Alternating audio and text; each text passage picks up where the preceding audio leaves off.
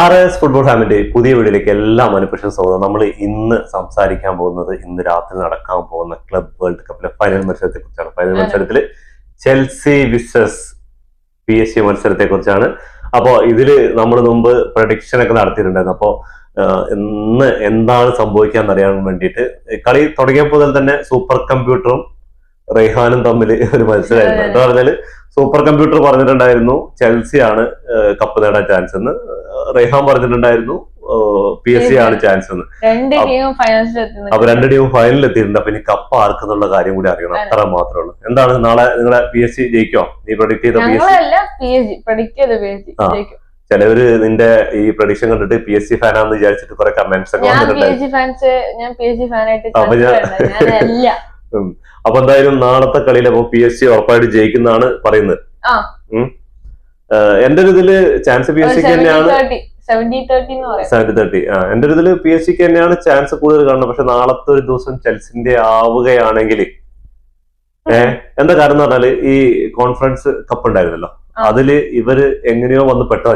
Chelsea കളിക്കാറുള്ളത് champions ലീഗിലും Europa ലീഗിലൊക്കെയാണ് കളിച്ചുകൊണ്ടിരുന്നത്. അങ്ങനെയാണ് conference ലീഗിൽ വന്ന് എത്തിപ്പെടുന്നത്. പക്ഷെ അവിടെ എത്തിപ്പെട്ടപ്പോ അവർക്ക് അത് വിജയിക്കാതെ കപ്പെടുക്കാതെ തിരിച്ചു പോകാന്ന് പറഞ്ഞാല് പറ്റാത്ത കാര്യം. അവിടെ നിന്നാണ് ചെൽസിയുടെ ശരിക്കും പറഞ്ഞാൽ ഒരു തിരിച്ചു വരവെന്ന് പറയാം. ആ ഫൈനലിൽ കപ്പടിച്ചു, മാഞ്ചസ്റ്റർ യുണൈറ്റഡ് പരാജയപ്പെടുത്തിയിട്ട് പിന്നെ അങ്ങോട്ട് ക്ലബ് വേൾഡ് കപ്പ് ആയിരുന്നു. ക്ലബ് വേൾഡ് കപ്പിൽ നല്ലപോലെ അവര് ഫസ്റ്റ് ഒന്ന് ചെറുതായിട്ടൊന്ന് ഇതായെങ്കിലും പക്ഷെ അടിപൊളിയായിട്ട് സെമി ഫൈനലിൽ വരെ എത്തി, ഫൈനലിൽ ഇപ്പൊ എത്തിയിട്ടുണ്ട്. കാരണം താരതമ്യേന ദുർബലം എന്ന് പറയാൻ പറ്റില്ല. ക്ലബ് വേൾഡ് കപ്പിൽ ആ ഒരു സിമ്പിൾ ആയിരുന്നു. ആകെ ഉണ്ടായിരുന്ന ഓപ്പണന്റ് കുറച്ച് പേടിയുള്ള മാഞ്ചസ്റ്റർ സിറ്റി ആയിരുന്നു. പക്ഷെ സിറ്റി ഫസ്റ്റ് തന്നെ അവിടുന്ന് പ്രീ ക്വാർട്ടറിൽ തന്നെ പുറത്തായതോടുകൂടി ആ ഒരു കാര്യം സേഫായി. അങ്ങനെ അതിനു മുമ്പ് തന്നെ പക്ഷെ സൂപ്പർ കമ്പ്യൂട്ടർ പറഞ്ഞിട്ടുണ്ട് ചെൽസിയാണ് ഈ ക്ലബ് വേൾഡ് കപ്പ് അടിക്കാൻ. അപ്പൊ കുറെ പേരൊക്കെ എഴുതി തള്ളിയിരുന്നു ചെൽസിനെ. പക്ഷെ ചെൽസിയുടെ പുതിയ 2-3 സൈനിങ്ങുകള് എല്ലാം കൊണ്ടും അടിപൊളിയായിട്ടാണ് ഇപ്പൊ കളിച്ചുകൊണ്ടിരിക്കുന്നത്. PSG ഒട്ടും മോശം എന്നല്ല പറയുന്നത്. PSG എക്കാലത്തെയും PSG തന്നെ ചരിത്രത്തിൽ എക്കാലത്തെയും ടോപ്പ് പെർഫോമൻസ് ആണ് അല്ലെ, ടോപ്പ് പെർഫോമൻസ് ആണ് കൊണ്ടുപോയിരിക്കുന്നത്. ട്രിപ്പിൾ അടിച്ചിട്ടുണ്ട്. അതെ, ഇനിയിപ്പോ UEFA-ന്റെ കപ്പുകൾ 2 ബാക്കി വരാനുണ്ട്.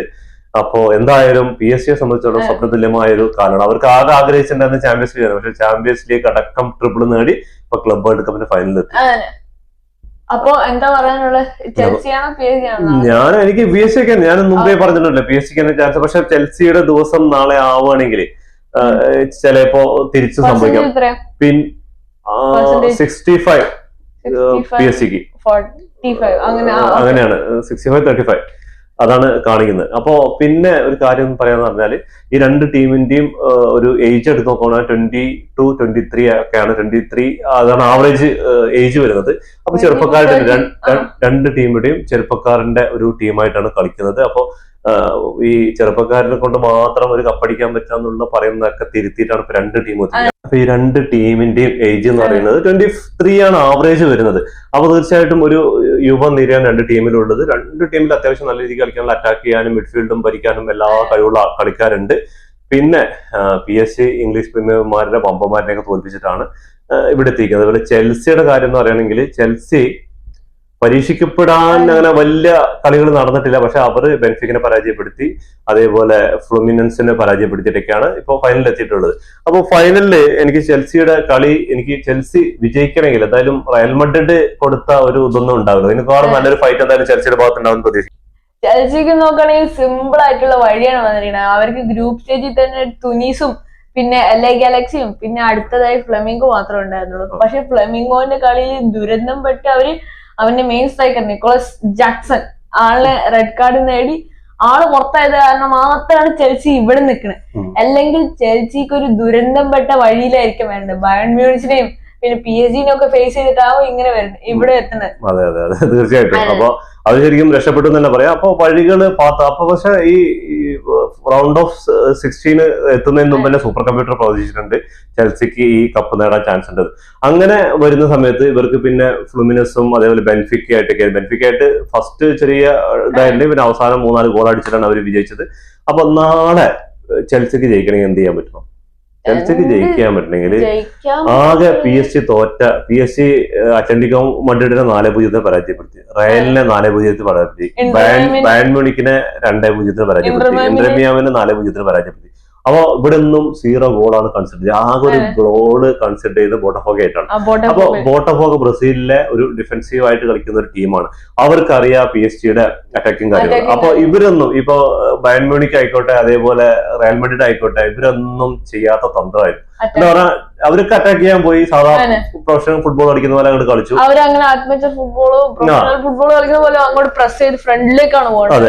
പക്ഷെ ഈ PSG-നെ തടയണമെങ്കിൽ പരമാവധി ഡിഫൻസ് കളിച്ചിട്ട് കൗണ്ടറിലൂടെ ഗോൾ നേടുക. നാളെ ചെൽസി ഇതന്നെയായിരിക്കും തന്ത്രം തന്നെയായിരിക്കും നാളെ മിക്കവാറും PSG-ക്കെതിരെ ഉറപ്പായിട്ട്. അതിൽ യാതൊരു സംശയമില്ല. എന്താ കാരണം എന്ന് പറഞ്ഞാൽ ചെൽസിക്ക് നന്നായിട്ട് അറിയാം.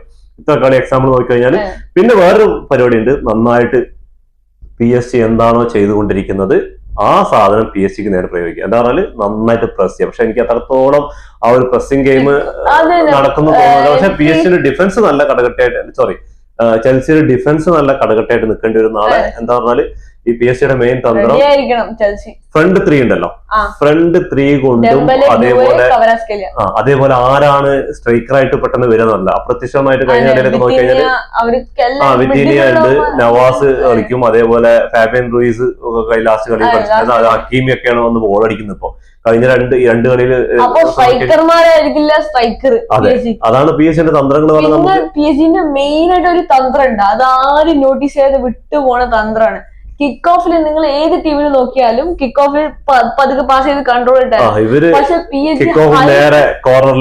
ഹൈ പ്രസ് ചെയ്യാൻ കാരണമായിട്ട് കോർണർ ഫ്ലാഗിന് ഇപ്പുറത്ത് ത്രോ ഇൻ ഫ്ലാഗിനായിട്ട് അടിച്ചു കൊടുക്കുമ്പോ അവിടെ ഹൈ പ്രസ് ചെയ്ത് ബോൾ കൗണ്ടറിന് മേടിക്കാനും വല്ലാത്ത തന്ത്രങ്ങളാണ്. അത് ഇപ്പൊ ഈ പക്ഷെ കഴിഞ്ഞ റയലിന്റെ കളിയിൽ ഒരെണ്ണം ഔട്ടായി, ഒരു ബോൾ ഇതേപോലെ കോർണർ ഭാഗത്ത് അടിച്ചിട്ട് ഔട്ടായി. പക്ഷെ അവരുടെ ആ ഒരു തന്ത്രം എന്താ പറയുക, സ്റ്റാർട്ടിങ് തന്നെ ഇവിടുന്ന് ബോൾ കൊണ്ടുപോയിട്ട് കൗണ്ടർ ചെയ്യാതെ അറ്റാക്ക് ചെയ്യാതെ അവിടെ നിന്നിട്ട് അവിടെ നിന്ന് ത്രോ ഇടുന്ന സമയത്ത് അവിടെ പ്രസ്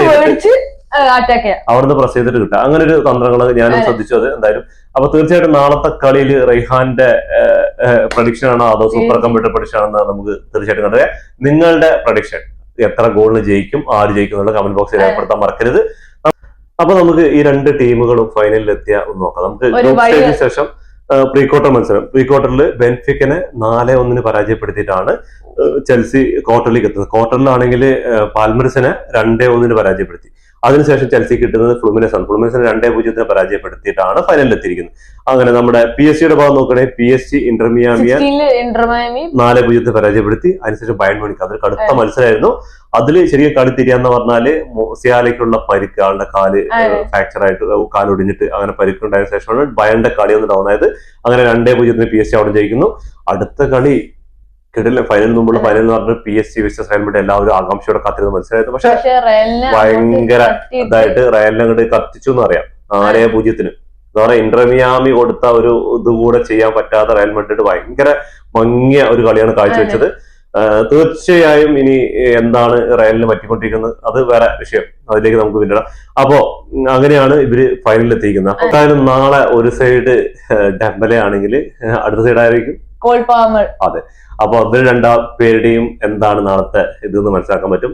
പിന്നെ മൊത്തത്തിൽ നോക്കുകയാണെങ്കിൽ രണ്ട് ടീമിന്റെ ഒക്കെ കാര്യങ്ങൾ അറിയാം. അപ്പൊ നമുക്ക് ഇവരുടെ ഒരു സ്റ്റാർട്ടിംഗ് 11 പ്രൊഡിക്ഷനിലേക്ക് ഒന്ന് കടക്കാം. നമുക്ക് ചെൽസിയുടെ സ്റ്റാർട്ടിംഗ് 11 നോക്കാം. സ്റ്റാർട്ടിംഗ് 11 ഗോൾ കീപ്പറായ റോബർട്ട് സാഞ്ചസ് ആയിരിക്കും ഗോൾ കീപ്പറായിട്ട്. സെന്റർ ഡിഫൻഡർമാരായിട്ട് അഡറാബിയോയും അതേപോലെ ചലോബ, ഇത് രണ്ടുപേരാണ് ഉള്ളത്. അതേപോലെ ലെഫ്റ്റ് ആൻഡ് റൈറ്റ് ആയിട്ട് കുക്കറലയും ഗോസ്റ്റോ ആണ് ഉണ്ടാവുക. മിഡ്ഫീൽഡ് നോക്കുകയാണെങ്കിൽ കാസിയാഡോ അതേപോലെ എൻസോ ഫെർണാണ്ടസ് ആണ് ഉണ്ടാവുക. നമുക്ക് അറ്റാക്കിങ്ങിലേക്ക് കടക്കുകയാണെങ്കിൽ മിഡ്ഫീൽഡർമാർ അറ്റാക്കിംഗ് മിഡ്ഫീൽഡർ ആയിട്ട് കോൾ പാൾമർ ഉണ്ടാവും, അതുപോലെ പെഡ്രോനെറ്റോ ഉണ്ടാവും, നുക്കു, ഇവര് 3 പേരാണ് ഉണ്ടാവുക. സ്ട്രൈക്കറുടെ റോളിൽ ഉണ്ടാവുന്നത് ജോവോ പെഡ്രോ അവസാനത്തെ കളിയിൽ നല്ല കിട്ടില്ല 2 ഗോൾ അടിച്ചിട്ട് നല്ല തകർപ്പ ഫോമില് ചെൽസിയുടെ പുതിയ സൈനിങ് ആണ്. അപ്പൊ നമുക്കിനി അടുത്തത് വരുന്നത് PSG-യുടെ ഫ്രണ്ടില് സ്റ്റാർട്ടിംഗ് ലെവലായിട്ട് ഗോൾ കീപ്പറായി വേറെ ആരുമല്ല, ഡോണറൂമ ആയിരിക്കും. പിന്നെ ഡിഫൻസിലേക്ക് കടക്കുകയാണെങ്കിൽ സെന്റർ ബാക്സ് ആയിട്ട് ബെറാൾഡോ ആൻഡ് മാർക്കിനോസ് ആയിരിക്കും. പിന്നെ ലെഫ്റ്റ് ആൻഡ് റൈറ്റ് ബാക്സിൽ നോക്കുകയാണെങ്കിൽ ന്യൂനോ മെൻഡസ് ആൻഡ് അർഷഫ് ഹക്കീമി ആയിരിക്കും.